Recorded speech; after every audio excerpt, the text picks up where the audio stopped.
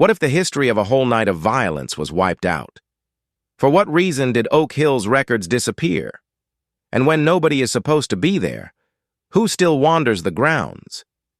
To ensure you don't miss any of our investigations, subscribe to the channel right once and enable notifications if you want to follow true stories that defy time and uncover hidden realities. In 1845, Oak Hill Plantation was located in the center of the undulating plains of Alabama.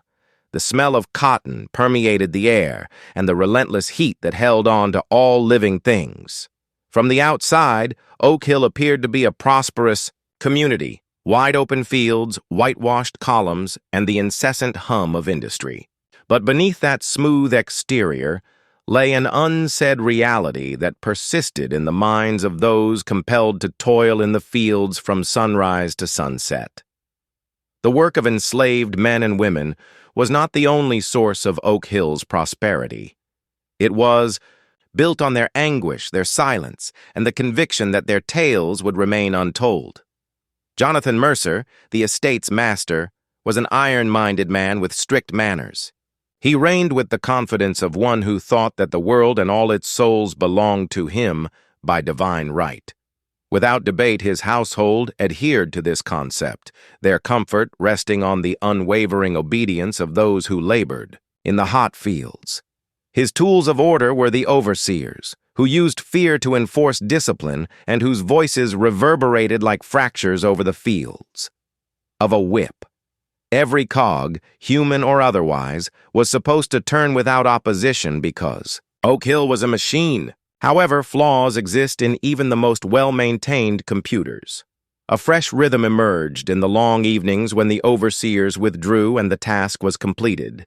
It came from the quarters where voices rose in low tunes, melodies that were inaudible to the untrained ear but were loaded with resistance, sadness, and messages. These meetings were secret and small since there was a chance that they might be discovered. Grave. However, the enslaved laborers exchanged more than just songs in the silence of the night, beneath the watching moon. They exchanged pieces of themselves, memories of places they could no longer see, hints of a future that would never materialize, and the sliver of something that seemed perilously similar to hope. According to the county's white families, Oak Hill had an unbroken heritage of glory. Blood poured on the earth was not acknowledged, nor were there any records of dissent or disturbance. The story was kept intact by careful omission. A picture of the plantation unaffected by war was painted by official ledgers, correspondence, and parish archives, but records are only as trustworthy as the persons who wrote them. And a distinct story continued someplace beyond the polished stories. It persisted in the recollections of those who had witnessed it, as well as in the secret pages of a diary whose contents would never be published. According to reports, the notebook belonged to Reverend Elias Cole, an itinerant preacher who served the enslaved community as well as the Mercer family. Cole, in contrast to most, did not make his mark on the church's neat records. Instead, he wrote them in a private book by lamplight. His handwriting conveyed haste, his word choice revealed a mind struggling with anxiety, and the ink was frequently smudged and the lines occasionally hasty. Few people had seen this journal, and even fewer were said to be aware of its contents. According to the rumors, it described a summer night when Oak Hill's order started to fall apart and the air became too thick to breathe. The kind of truth that would not rest in peace was the one that the South would bury deep. It also had a way of coming to the surface, often in the most unlikely places, like all buried things do. Soon, what started off as a quiet whisper in the shadows would develop into something much more sinister, and the majesty of Oak Hill would never be the same. There was never silence in the Oak Hill forge. The air there continued to smell of iron even after the overseer's work was over, and the slight smoke residue that stuck to everything. During the day, it was a site of well-organized work, where large iron pots used to boil household food were maintained in repair, tools were shaped, and hinges were repaired. But at night, its function changed, if only for a brief period of time. A guy named Isaiah was hunched over the anvil here, in the drab light of the embers, the hammer rising and falling in his palm, according to his own beat. To the untrained ear, the sound was inconspicuous. Even though it was just metal hitting metal, Isaiah was able to speak the language well. At the age of 19, Jonathan Mercer saw Isaiah as a valuable young man with big shoulders and solid hands who had been brought to Oak Hill.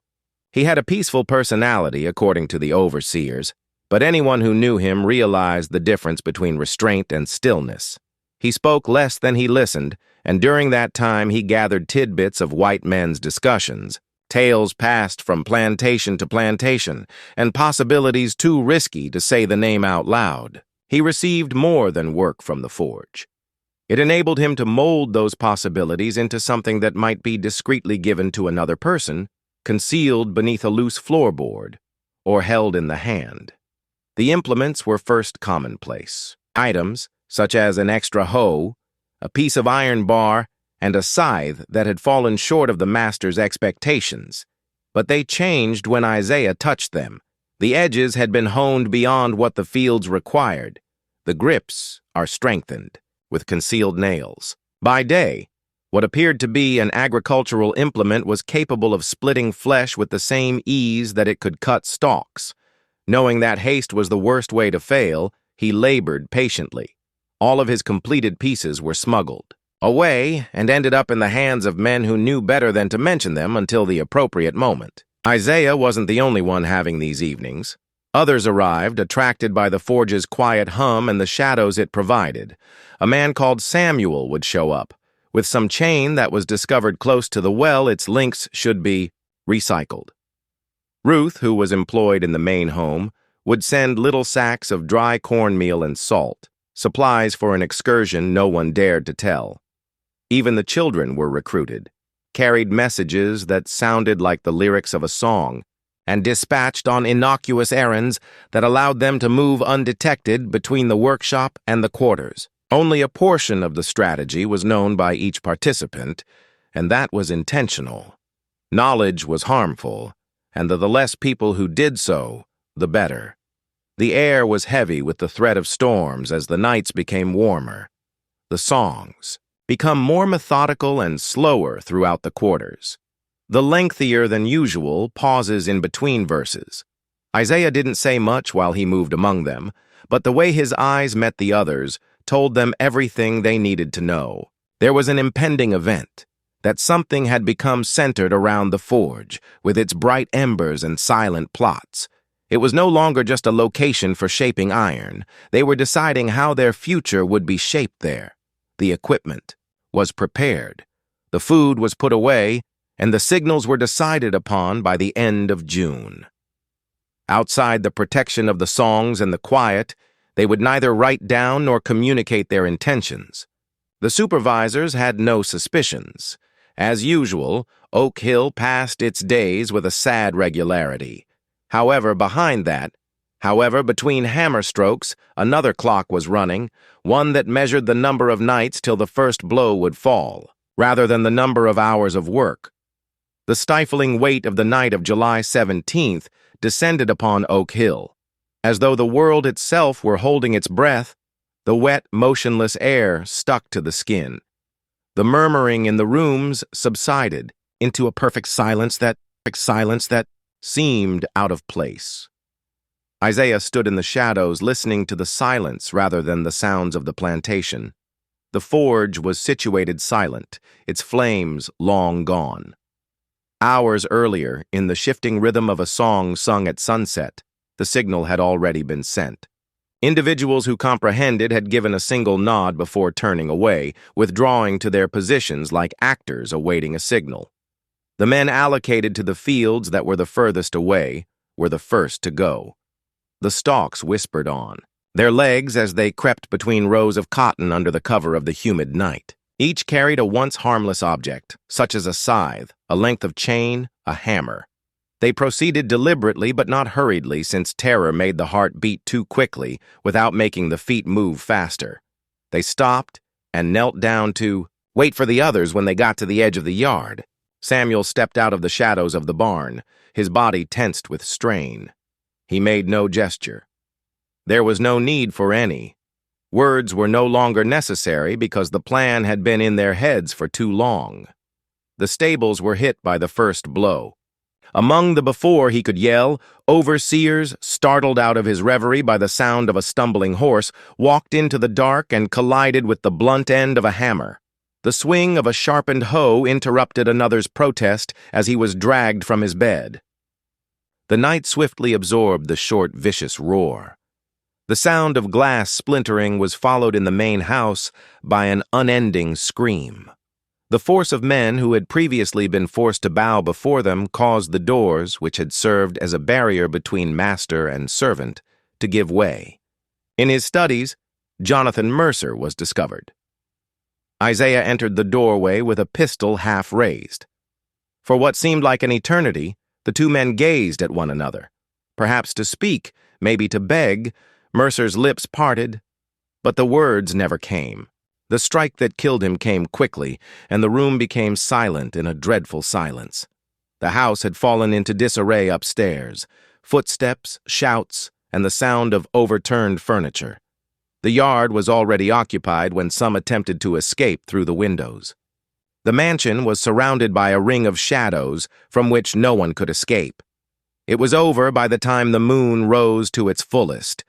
Men, women, and boys who had been a part of Oak Hill's ruling order were among the 11 deceased. The mixed sense of blood in the summer night filled the air. Those who had participated remained silent, breathing laboriously and staring at the horizon as though anticipating judgment.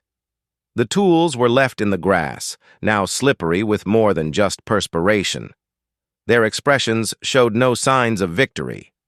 Just the somber realization that there was no turning back once a line had been crossed. Standing away, Isaiah's hands were empty, and the weight of everything that had been done around him caused his chest to rise and fall. Although the cicadas continued to sing in the trees and the fields continued to stretch as before, the plantation was permanently altered.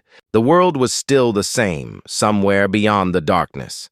However, the order of things had been upset here. The ensuing quiet wasn't the serenity of tranquility, but the waiting period before the next event.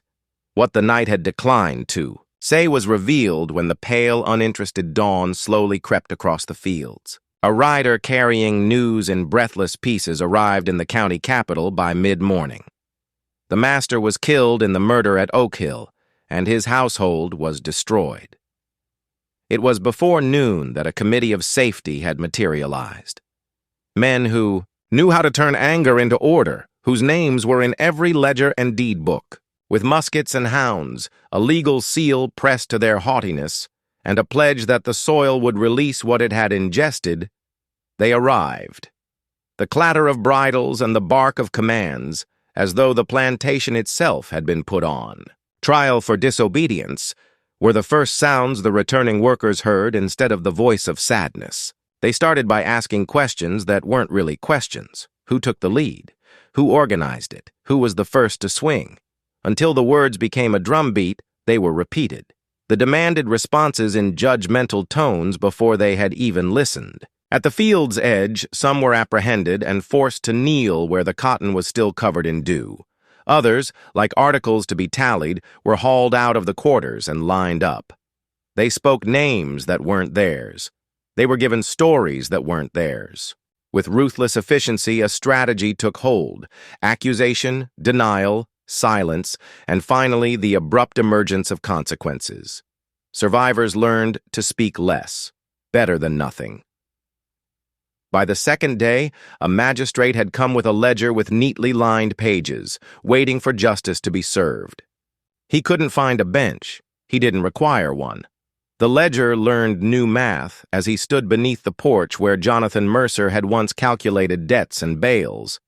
Every entry had an absence at the conclusion and a date at the beginning.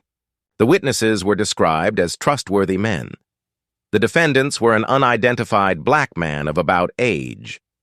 The verdicts seemed to be a single phrase that was repeated until it was no longer meaningful. I feel guilty. There was no writing of the sentences. They were held under the China berry bushes, where the ground quickly softened in the heat, or behind the carriage house. When the magistrate closed his book at twilight, the Sika's unwillingness to stop singing was used to measure the day's balance rather than lines of ink. In those days, Reverend Elias Cole came back to Oak Hill with a composed face and trembling hands when no one was looking. He kept his eyes down, talked when prompted, and moved where permitted. But he witnessed enough to last a lifetime. From a hurriedly shifted mound, he observed the outline of a shoe sticking out. He witnessed salt being put on a stain, as though seasoning might make the earth forget. He heard a youngster, perhaps 10 years old, quietly repeat a number to himself, 11. Then, as if terrified of what followed, begin again. Cole requested that the condemned be prayed for, and was given the go-ahead in the same way as one gives a youngster a token. The prayers were simple and short. Later, after the men of order were sleeping and the light went out, Cole's lamplight came back and the private book got more ink than his sermons had ever seen. He paused in front of sentences that would have become names, leaving them lingering like cold air. The cordon of men let rumors fly as freely as swallows. Ruth, a member of the main house, was reported to have disappeared between commands, slinking off with a bundle that weighed like iron but clinked like spoons. Samuel had reportedly been captured with a length of chain still fastened around his forearm, and when his eyes raised once, they revealed a sort of dark distance instead of pleading or surrendering. Isaiah had reportedly not been located at all. The dogs lost it where the water became quiet enough to reflect the sky after following a path to the Cypress Flats. The men on the committee honed their determination by the fire in the evenings and recited their plans of action in the event that the ringleaders were apprehended. But every dawn brought them back to the same apprehension, the same persistent feeling that the narrative had already surpassed them. A bounty announcement for a harvest fair was taped over a faded handbill in the town on the fourth day.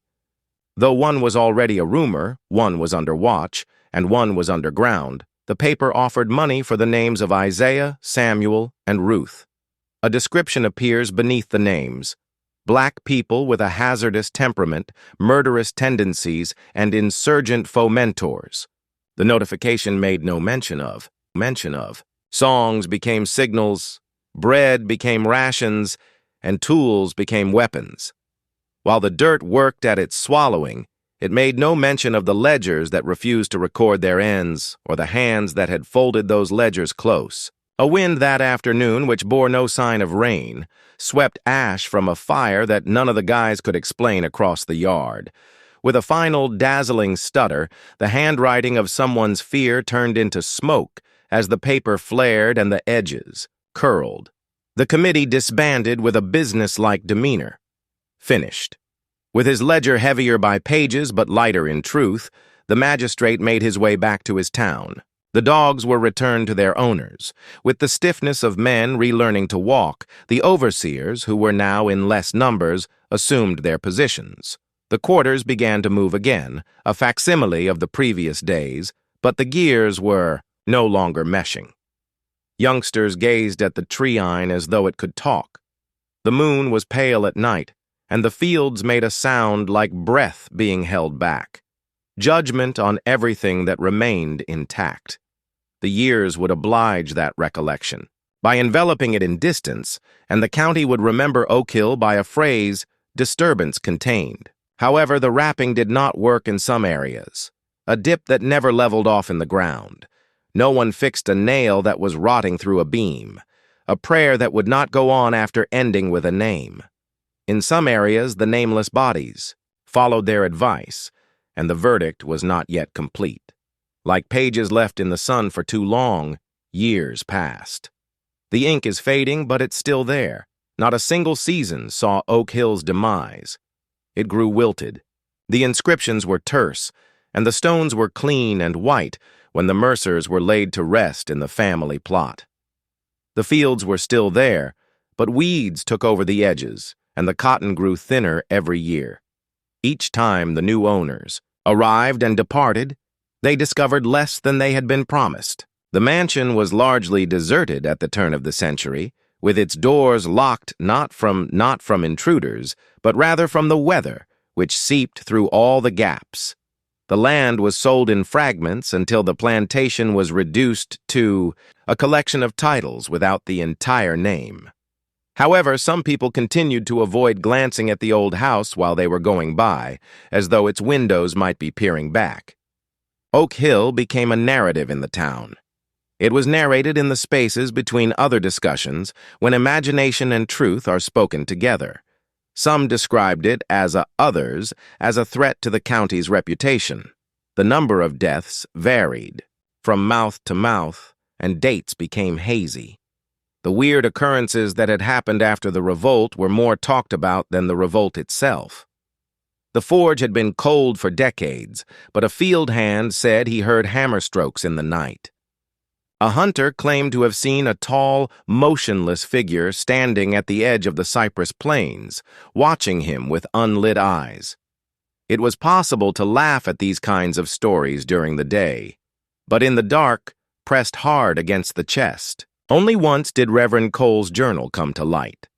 It was in the possession of a traveling book vendor who said he had purchased it from a crate of church ledgers in Montgomery.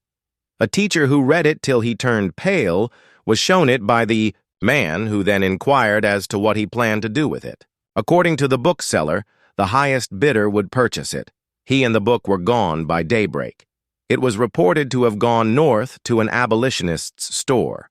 According to some, it was retrieved and destroyed along with the other. Oak Hill's documents. Words of it remained in memory, but no one could prove either. No one was clean after a reckoning, a summer night too hot to breathe, and a silence so profound it warped the air. On several areas of the former grounds, the soil continued to move oddly after rain. The grass in the low field by the china. Berry trees grew unevenly, with some areas being pale and the rest being green. Youngsters challenged one another to go there, to wait, and to remain still.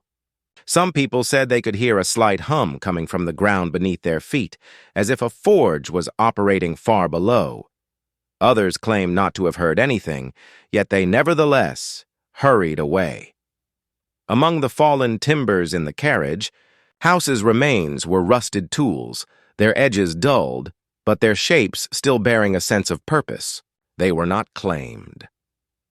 According to the stories, on summer evenings when the air became heavy and the cicadas suddenly fell silent, signals came back. 3 slow, 2 fast bangs on wood in a pattern. The words of a song were lost in the distance, but the tempo was intentional. Where there was no fire, a smell of smoke and iron wafted. These indications were never clarified, and they were never pursued long enough to reveal their path. Maybe they were just the illusions of a town that had been bound for too long to one night, a night when the air itself had been shattered. Or maybe they were created by people who had left and entered the Cypress Flats without ever came back, their steps now indicating time rather than distance. Oak Hill was already no longer a part of the life when the last owner left the residence.